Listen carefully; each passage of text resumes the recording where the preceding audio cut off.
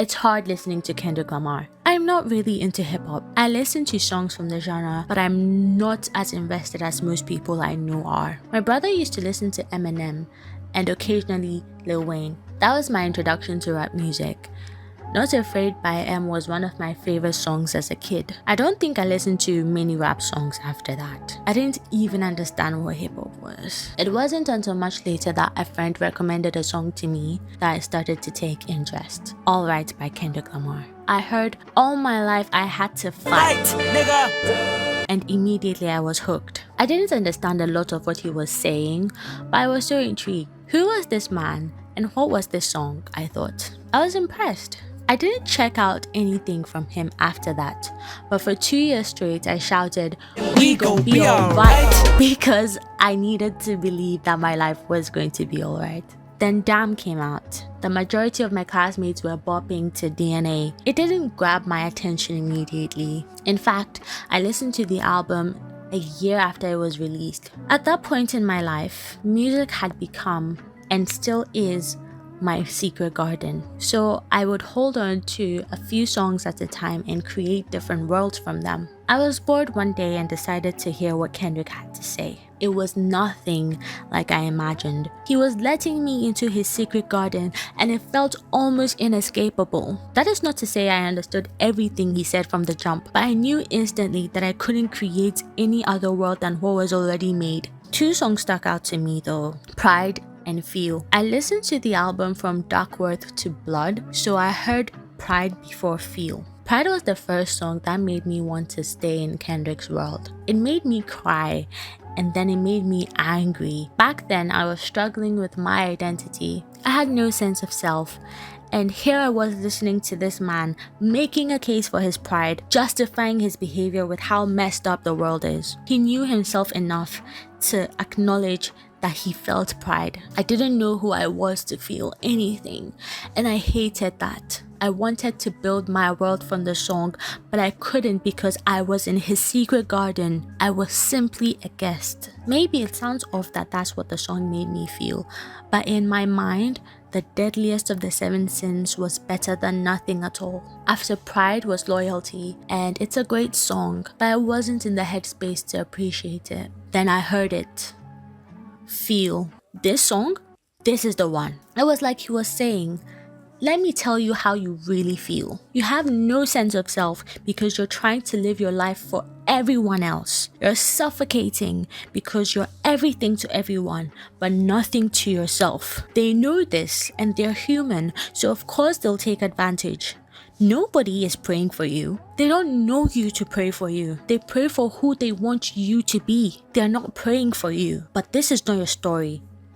It's mine. Live in yours. After listening to this song, I think I dissociated from the rest of the album. He acknowledged my presence in his garden, but not really. I remember when Mr. Morale and the Big Steppers came out. I was preparing for my exams.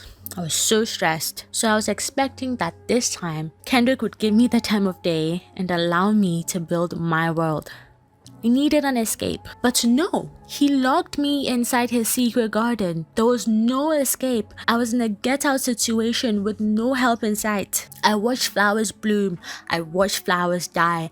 I watched him stomp on the plants. I watched the raccoons and squirrels and birds destroy the garden. I watched him replant everything again, and I watched him pour acid on the things he planted. I couldn't escape and I couldn't do anything. I just sat there unable to comprehend what I just witnessed. And then it was like he was saying to me, I told you, this is not your story.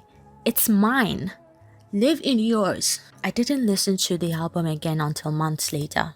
I couldn't. It was too much for me. When I finally listened to the album again, I realized he had something for me. Crown. He was asking me, what have you done since our last conversation?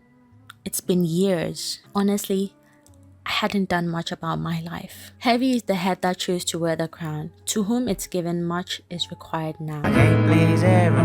Ty from 99 made a great video about Mr. Morale. I think you should watch it. The link will be in the description down below. I listened to singles from Damn and Mr. Morale, but I've not been able to listen to the whole of the albums again. And frankly, I don't need to. I've never listened to any of his albums prior. I've heard tracks here and there, but that's it. I can't say I'm looking forward to entering his garden again. But maybe I am. So why is it hard to listen to Kendrick Lamar? I think it's because he raps about heavy subjects and he does it in a way that you almost can't escape his point of view. There are parts of his stories that we can relate to, but it's almost impossible to make his story completely yours. Let's use Frank Ocean as an example. He discusses important subjects too, and very personal ones, but he writes about them and sings in a way where you can make it your point of view. You can make his songs your secret garden. You can feel the pain and love and loss as yours. Kendrick, on the other hand, wants to ground you in reality. He's showing you his world and that of those around him. He's putting the bad and good of his life on full display. He's made choices, and whether right or wrong, he has to live with them. What you choose to learn from him is up to you. But he is not an escape route. He is not your savior. And this ties in very perfectly with his new album. On Mr. Morale, we get a more mature Kendrick. He looked like he was working through his issues, was coming to terms with his mistakes and growing as a man. Many people were inspired by that album. They saw themselves in that album as people who are growing, imperfect people who are learning. To everybody, Kendrick had finally found peace. And then all of a sudden, Kendrick is going to war. The whole beef thing happened, and this new album is so dark. He's going for everybody. He's saying there's going to be more blood. It looks like he hasn't forgiven his enemies. It looks like he is a different person from the album he did before. And that's exactly what it's supposed to be. It's Kendrick's story. It's Kendrick's world, not yours. Whatever you think you got from him or whoever you think he is, he's not that. Like he said in the interview with Caesar, he believes life is about love and war. He also mentioned how he forgets about something once he puts it out. It's like he puts the energy out, but the energy does not stay within himself. This is Kendrick. This is his story. He believes in love and war. What do you believe in? He already told you not to look up to him, but you still did, didn't you?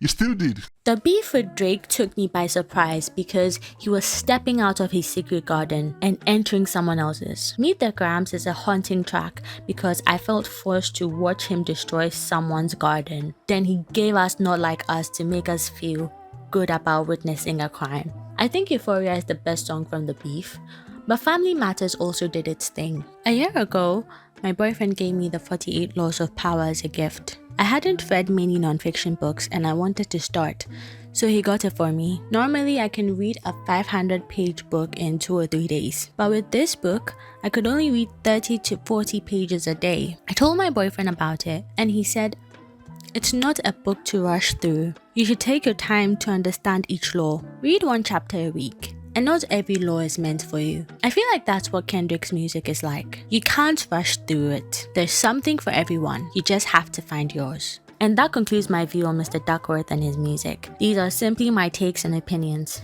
You don't have to agree with me. After all, what do I know? I'm just a girl in the world. Tell me what you think about Kendrick Lamar in the comments. Let me know the song that made you feel seen in his secret garden. By the way, his best song is Be I'm in the Club. Nobody argue with me. Until next time.